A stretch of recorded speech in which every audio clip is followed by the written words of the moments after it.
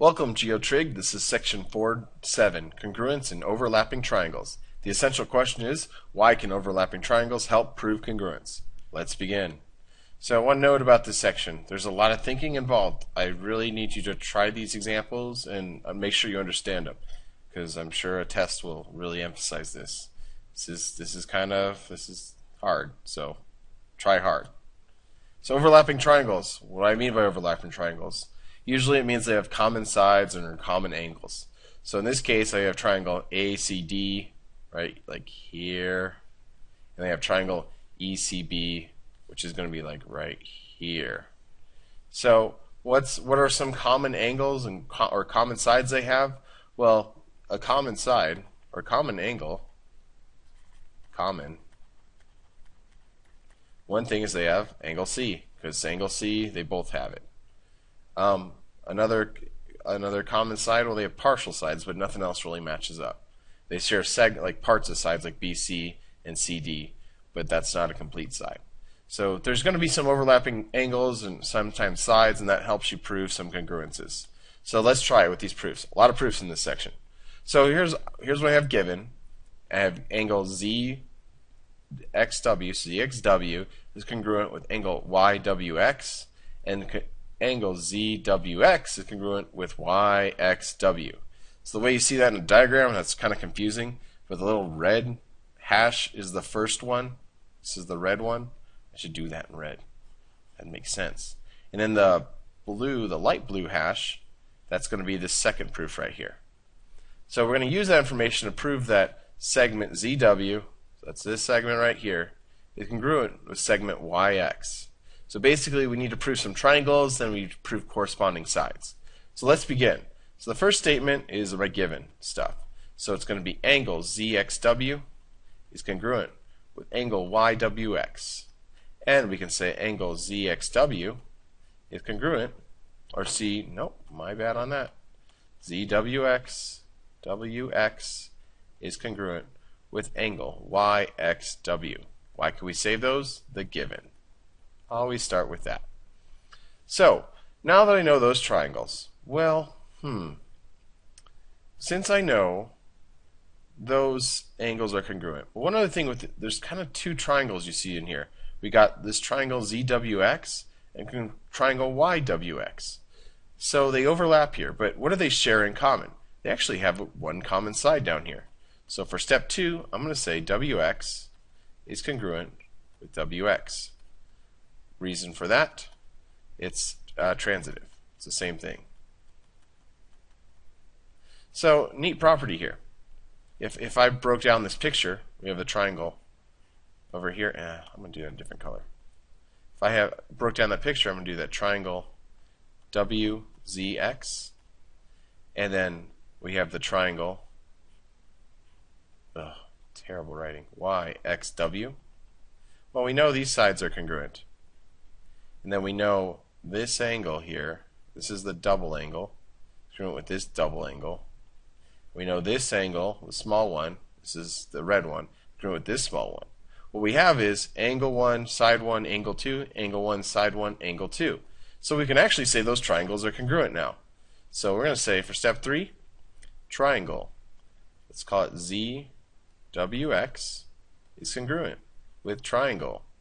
Got to keep in the right order. YXW. Keep in that same order. Why can we say that? Angle, side, angle. That's all I have to write.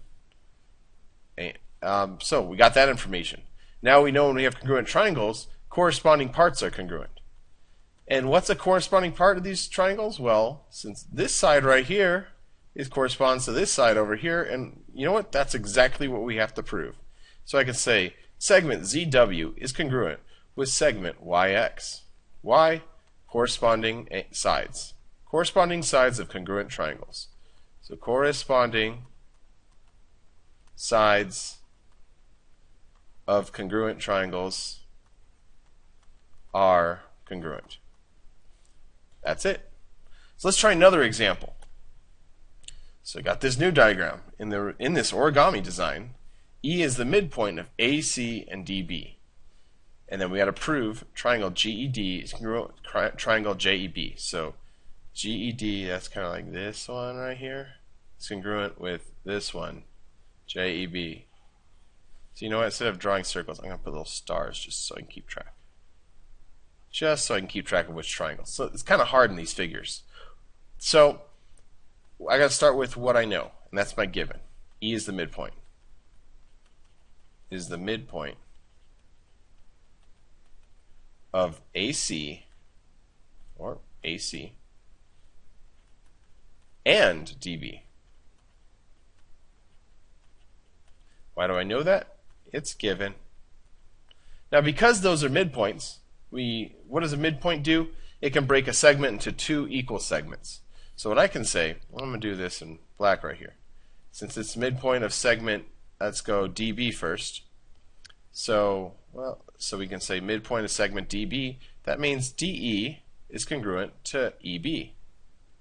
So DE is congruent to segment EB. Why?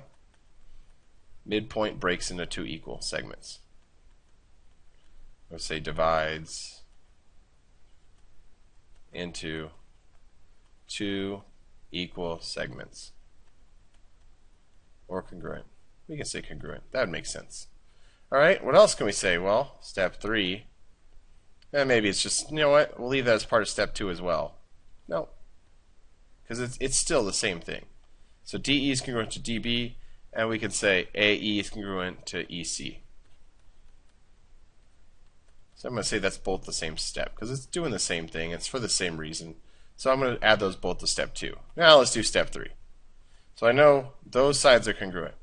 Well, the whole point to prove these two triangles here are congruent is I gotta do matching sides here. And let's see, what else do I know here? Well, actually, what's kind of neat is I know there's big overall triangles here. I got these big triangles, like each half forms a triangle AED and triangle BEC. So I'm going to use that information to help me out. Alright? Hold on. Yeah, so I was right.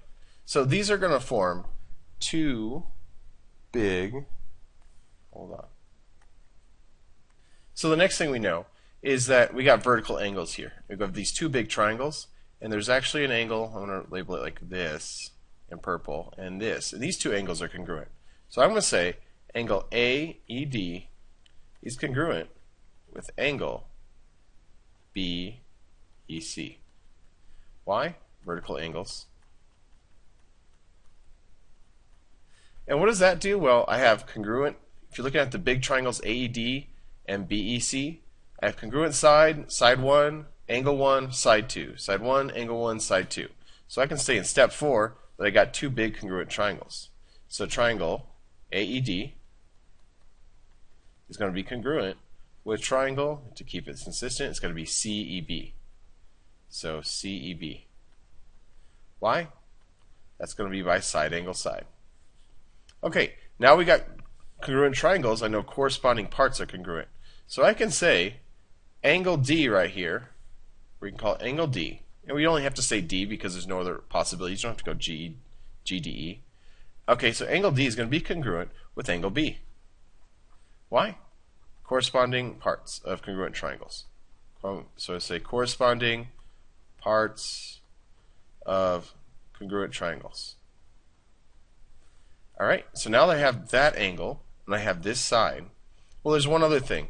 You know, I said another thing with vertical angles, we made these big ones in purple. We have another vertical angle here. And I can say this angle, GED, is congruent with this angle, BEJ, because those are two vertical angles here. So vertical lines form vertical angles. So angle GED is going to be congruent with angle JEB. Why? Vertical angles again.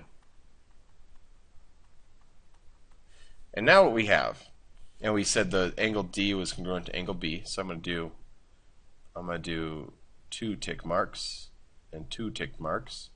And so we have, and I should do 3 to be consistent with these angles. So I already used one angle tick mark. So we have angle 2, side 1, angle 3, angle 2, side 1, angle 3. So that's going to be angle, angle, side, angle, angle, side. That means those triangles have to be congruent by angle, angle, side. So we can say a triangle GED is congruent to triangle JEB. Why? Angle, angle, side.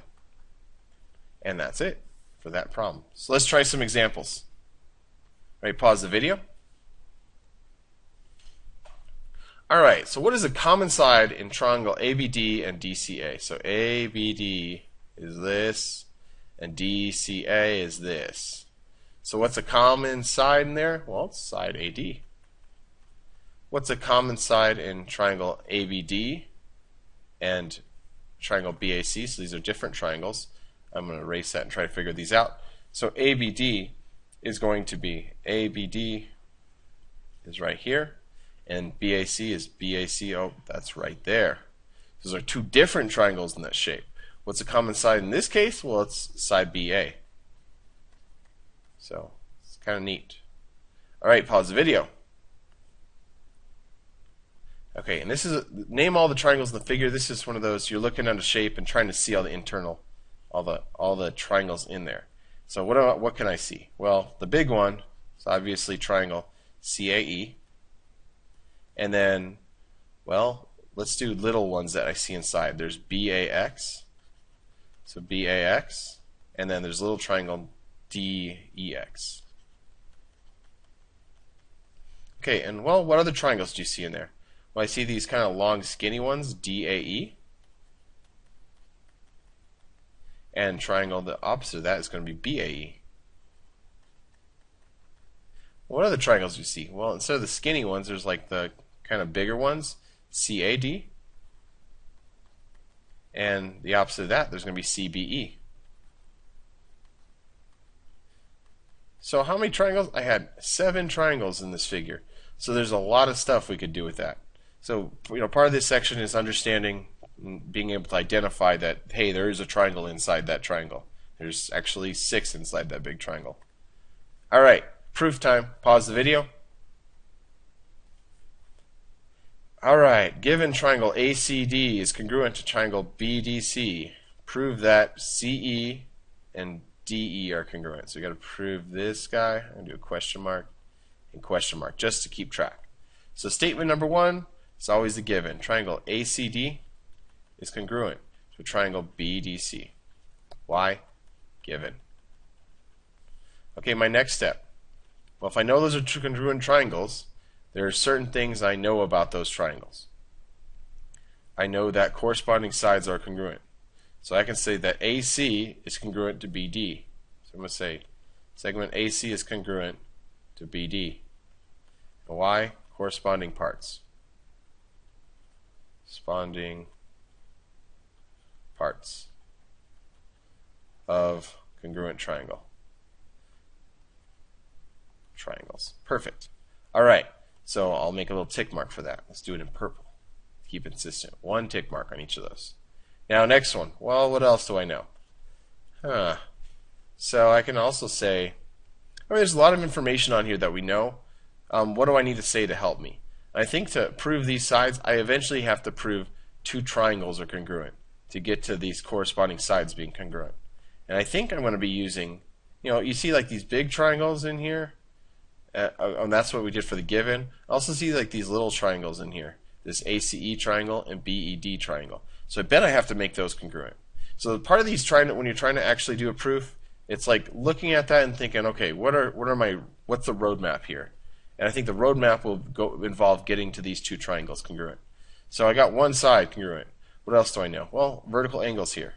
So I can say angle AEC is congruent with angle BED. Why? By vertical angles. Vertical angles. Okay, and I'll make that mark. 1 arc, 1 arc. Okay, so I got one side, 1 angle. Well, let's see, what else do I know? Well, when these are congruent triangles here, we got some other corresponding angles. So for step 4, I know that angle A is going to be congruent with angle B. So angle A is congruent with angle B. Why? Same reason as for number 2. Corresponding angles. So corresponding angles of congruent triangles. All right, so I'll put 2 arcs on that. Well, now what I have angle 1, angle 2 side, angle 1, angle 2 side. I have 2 congruent triangles. So for step 5, I am going to write triangle, let's call this triangle AEC, is congruent with triangle BED. Why is that? It's going to be my rule, angle, angle, side. It's one of my combos. So my next step, if I know those are congruent triangles, their corresponding parts are congruent, and that'll be my last step. I can say segment CE is congruent to segment DE. Why can I say that? Corresponding sides of congruent triangles. So corresponding sides of congruent triangles. Perfect. That's what we wanted. Last example. All right, pause the video. Okay, this will be interesting. So PS is congruent to RS, and PSQ is congruent to RSQ, and that's in the figure. I got to prove that triangle QPT, so I'm going to put a star in here, is congruent with QRT. Just so these little slivers of triangles here. Okay, so that's going to be fun. So let's write my given. PS is congruent to RS, and PSQ is congruent with angle RSQ, and reason 1 for that is given. Okay, so where's my next step? Well, eventually I want those triangles to be congruent. Let's see, what else do I know about this shape? Well, I know that there's a few different ways I can go with this. What I'm looking at here is I'm guessing we have to prove like other, since this is about triangles in triangles, I see like a bigger triangle, this PQS and the QSR triangle. I can almost make those congruent because I have a side and angle, but hey, guess what? They both also share a side. So I can prove that those are congruent. So I can go step number 2, I am going to say side QT or QS is congruent with QS. Why? Transitive. Okay, so if those are congruent, step number 3, I can say the overall triangle is congruent. PQS is congruent with triangle RQS. Why? Let's go. So we said this overall, that's going to be side angle side. So next step, step 4.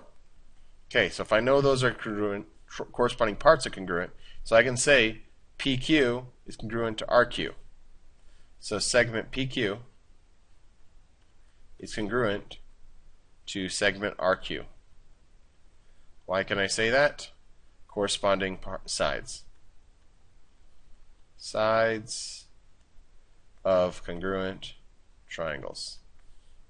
Alright, so I'm going to put little tick marks. 2 ticks and 2 ticks. Okay, well, we're getting there. What else can I say? I want to get these triangles here. So, oh, you know that overall triangle. I bet I didn't need to do it. I need to do these smaller triangles here because I get the sides of this triangle to prove it congruent. I can say this internal one, this QT. Let's do that. QT is congruent to QT. And why can I say that? Transitive.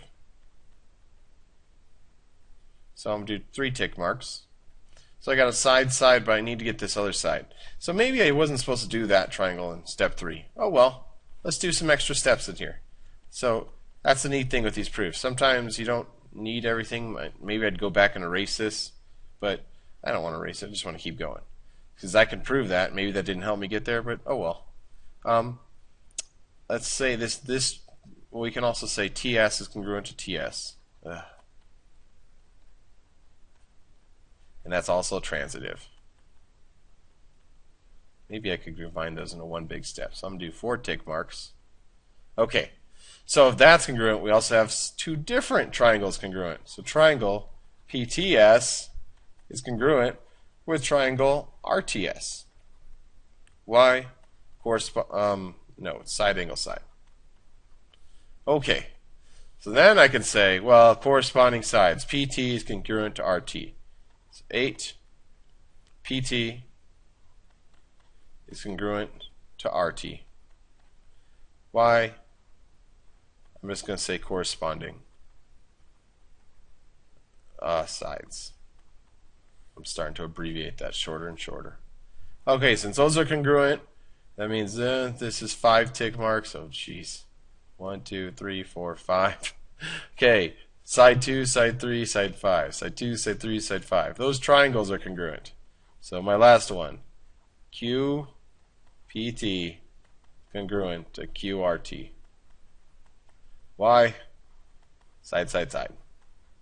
Yay, done.